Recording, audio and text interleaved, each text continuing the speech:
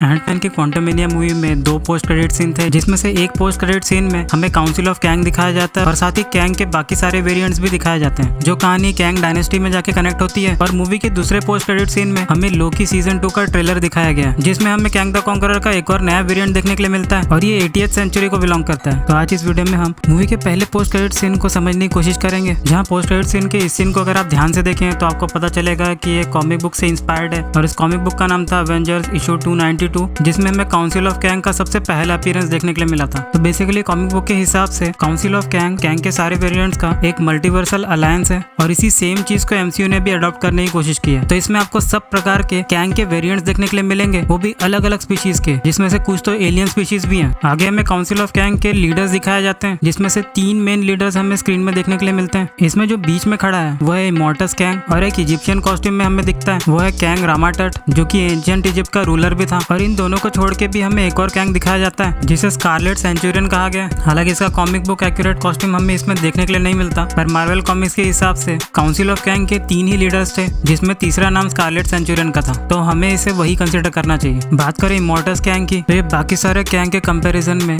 बहुत ही ज्यादा फ्यूचरिस्टिक और पॉलिटिकल है, जहाँ ये अपने हर बात को मनवाने के लिए पॉलिटिक्स का सहारा लेता है और यही इसकी खासियत है। वो किसी की भी थॉट प्रोसेस और उसके माइंडसेट को जानकर उसे मैनिपुलेट कर देता है। और बात बस यहीं पे खत्म नहीं होती। इमॉर्टस कैंग ने कॉन्करर कैंग को काउंसिल ऑफ कैंग बनाने के लिए इसलिए कहा था ताकि वो मल्टीवर्स के सारे कैंग को एक साथ इकट्ठा कर सके और उन्हें जान से मार दे। तो इससे आपको एक छोटा सा आइडिया जरूर मिल जाता है कि इमॉर्टस कैंग कितना ज्यादा खतरनाक हो सकता है। इसी के साइड में हमें कैंग द कॉन्करर का एक इजिप्शियन वेरिएंट देखने के लिए मिलता है, जिसे कैंग रामाटट कहा जाता है। बात करें रामाटट कैंग की, तो ये कैंग का सबसे पहला वेरिएंट है, क्योंकि इससे पहले उसकी आइडेंटिटी नथालियन रिचर्ड्स की थी और वो एक साइंटिस्ट था जिसने टाइम ट्रेवल को डिस्कवर करते ही सबसे पहले इजिप्ट जाना सही समझा। और जब वो एंशिएंट इजिप्ट में टाइम ट्रेवल करके पहुंच गया तो वहाँ पे जाकर वो वहाँ का गॉड बन गया था, जिसे वहाँ के इजिप्शियंस रामाटट कहते थे। और इसी की फाइट फैंटास्टिक 4 में होने वाली है, जो मूवी लगभग साल 2024 को रिलीज होगी। बात करें तीसरे लीडर की, तो ये स्कारलेट सेंचुरियन है। और स्कारलेट सेंचुरियन की कहानी कुछ ऐसी है कि जब कैंग रामाटट का फैंटास्टिक 4 से लड़ाई होता है तो वहाँ बैटल के दौरान फैंटास्टिक 4 उसे जीत जाते हैं और अपनी जान को बचाते हुए वो अपनी आइडेंटिटी को भी छुपा देता है। और इजिप्ट से भागने के बाद जब वो नए टाइमलाइन में जाता है तो वो एक नई आइडेंटिटी के साथ जीता है, जिसे वो स्कारलेट सेंचुरियन कहता है। तो बेसिकली स्कारलेट सेंचुरियन इजिप्शियन कैंग मतलब कि रामाटट का एक नया वेरिएंट है, वो भी नए आइडेंटिटी के साथ। इन सारे वेरिएंट्स के खत्म होने के बाद हमें लोकी सीजन 2 का ट्रेलर दिखाया जाता है, जिसमें एक और नया वेरिएंट देखने के लिए मिलता है, जिसके बारे में मैं नेक्स्ट वीडियो में बात करूंगा।